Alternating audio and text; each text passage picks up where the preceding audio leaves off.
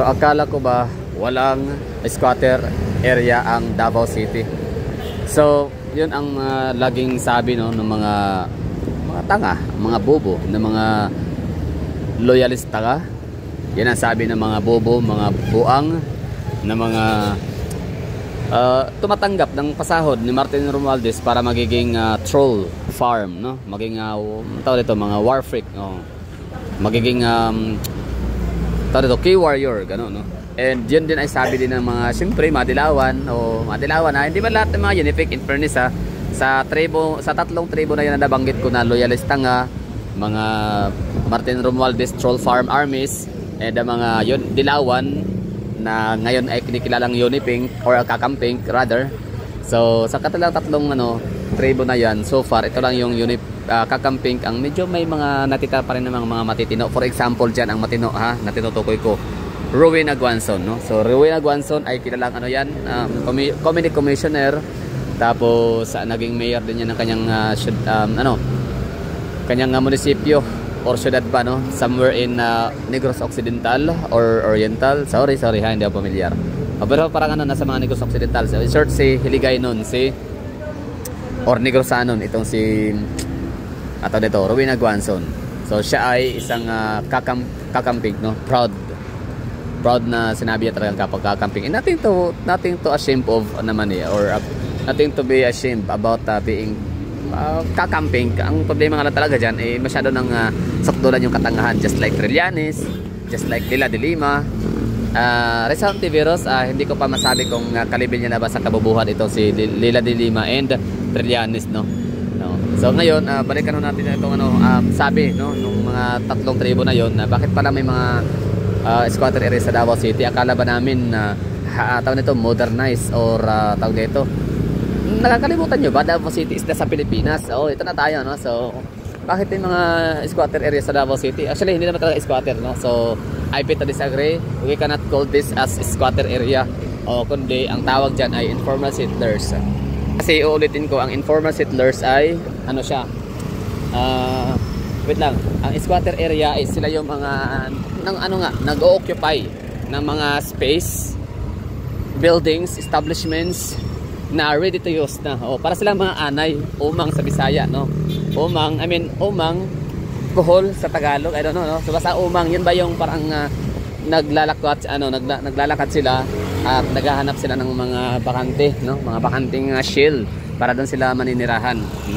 Parang i-occupy nila yun. So yun ang mga squatter, ha. So dito sa Davao City hindi ka na ng case, although nung mga nagdaang mga panahon merong mga nag-i-squat dito sa Davao City, pero matagal lang nawala yun kasi pakainin ka ba naman ni Tatay Digong ng mga piking papilis, di ba?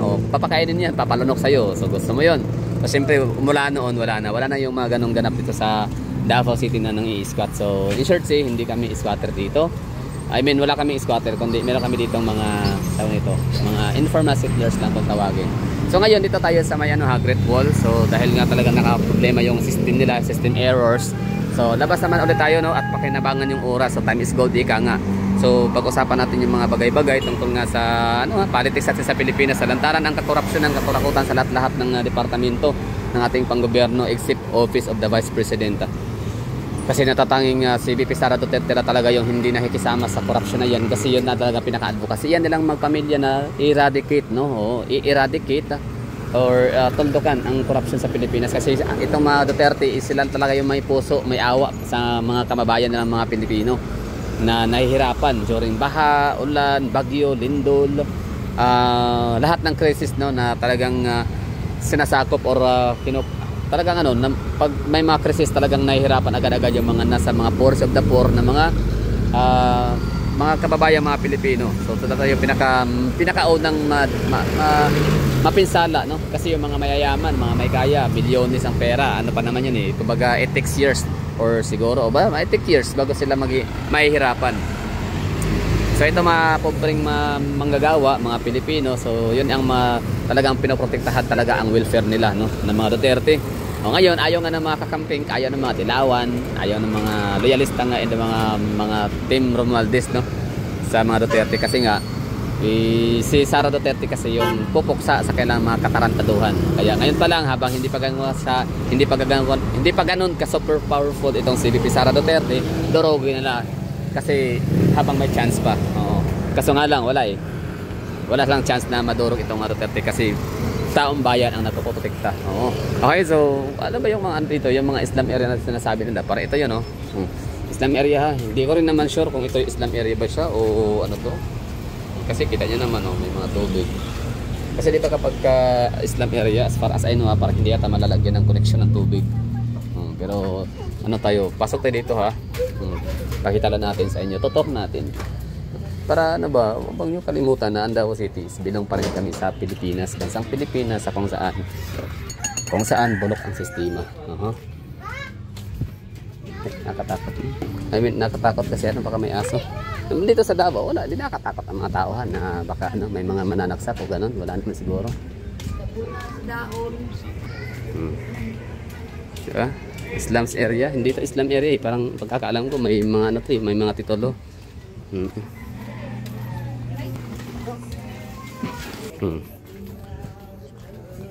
So sige lang mamaya konti, meron tayong ano, tatanong tayo ng mga taga rito kung ito ba ay ma-considered as tawag nito IS or ano siya, talagang mga may nagmamayari. Pero ano siya pa meron, no?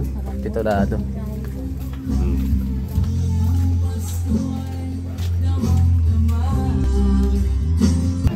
Diba?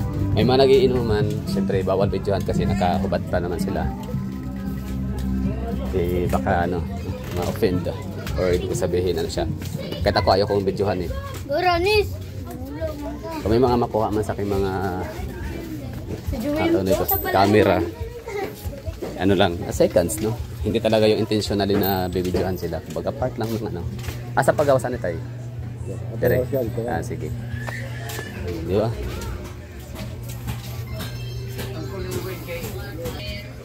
Dito ba ito siya, no? Diba? Oo nga pala, linggo ngayon. Oo. So today is Sunday. Kaya meron tayong narinig na mga nagpupukpok ng mga martilyo, gano'n, no? Mga naglalagari, tapos nagiinuman kasi ano nga Sunday. So Sunday is first day, alam natin yan. Bagong nag-iinom. Galing. Galing. Nagluluto sila sa gilid ng ano, daan. Agila. Ala. Gupa, sayang. Pahumot na. Daw. Gamay lang ha, gamay. Oops. Kaya wala tayo pahumot. Daraday. Kasi mo talay? Okay man, humot man. Oo. Humot siya. Thank you ha. O, diba? Nakahingi pa tayo ng pabango. Galing. Oo. Yan ha. So, ito yung ano, ito yung tinatawag yung squatter sa Davao na Davao City. Pero I don't know kung squatter ba talaga to dito.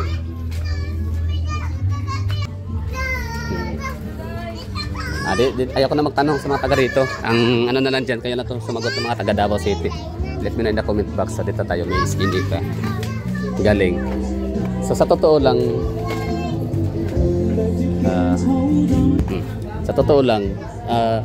napaka-peaceful ng lugar na mga ganito kapag Lunes hanggang Biyernes. Oo. Wala kayong makikita mga mataong nagtatambay. May mga nagtatambay pero siyempre yung mga senior citizen na, no? Yung mga retired na. Wala nang hindi na pumapasok sa trabaho. Pero pag Sunday, dami. So ano yan, mga tawag na ito, rest day siyempre. Rest day, mga papahinga, chill-chill sa mga kapitbahay, kakilala, inuman, tagay. So ganyan ang ano, lugar dito sa Davao City. Galing. Pero ano pa rin tayo, no? Respeto pa rin tayo sa mga nakatira dito. At kung napapansin nyo, may mga party na parang kinakat ko yung video kasi syempre nga nakahubad mga tao dito, no? Nakataplis. Nakataplis sila kasi bahay kasi nila to eh. Looban na ba kumbaga. Hindi na siya hindi na siya area for public, no? Like property nila. Ano siya, like bahay nila, no? Parang sila lang. Kaya nga pag dumadaan ako dito ngayon, may mga talagang hindi maiwasan na nakatingin sa akin o dahil sa hawak ko cellphone, no? Na pang vlog style, no? Naka landscape. I don't know. So ito yun ha. Informal settlers. Itong tawagin ng iba. Pero dito informal settlers, sure ako, may ano to dito, may mga property, I don't know. I mean, ano, property owner. Titulado. I don't know ha. Hindi ako sure ano tawag sa gantong lugar. Pero grabe, ang linis. Oh, ibig ko sabihin, hindi malinis na kasing linis ng BGC. Hindi kasing linis ng CM Recto Street ng Davao City downtown. Oh, kasi nga, looban na nga ito, no? Oh, hindi man siya kasing linis ng tawag nito ng BGC. Ng BGC na naman alam ko malinis, no? Oh, hindi siya kasing linis ng Davao Global Township or ng Ashwila Cove or ng yun, downtown area of Davao City. Kasi nga residential na tong area na to dito. Pero kita nyo, grabe ang init. Oh, wait lang ha, walang payong eh. Parang hindi ko nang bumalik dun sa tindahan at nang ako'y makapag ano dun sa transaction ko, no. Anyway, so tuloy tayo dito. Yan, ito yung ano namin dito. Tinatawag ng ano, Islam area, pero I don't know kung totoo ba yun or yan ba tatawag ano, yan ba yung the right term na gamitin para isalarawan itong ganitong lugar. What do you think, Davaoenyo? Sensyahan nyo na mga taga Davao kung medyo hindi masyadong ano, hindi naman kasi taga rito eh. Hindi ako napupuntahan sa magandang lugar kaya hindi ko masyadong ma-explain. Basta pagkakaalam ko, mga naninirahan dito ay mga nagre-renta lang din ng upahan, no? Or baka mga construction worker. Nakita mo yung mga bahay. Yung mga bahayan.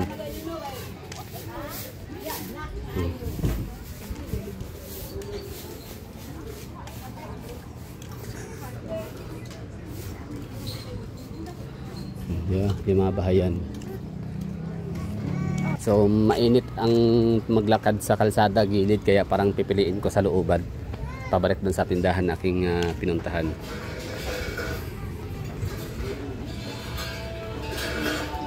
Na may lusot ani Great Wall tayo, no? Kani lusot Great Wall. Lusot sa Great Wall ni kalsada. Alright. Galing. Ito yung ano namin ha, mga bahayan. Hindi talaga natin masasabi kung ano ayos. Kasi magagandang bahay. Konkreto.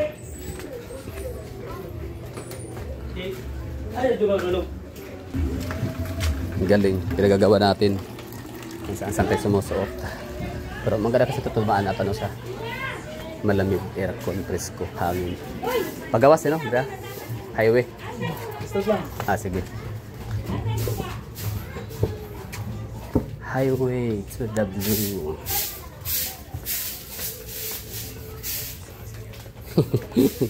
Gandang ano dito, adventure din, no? Nice one.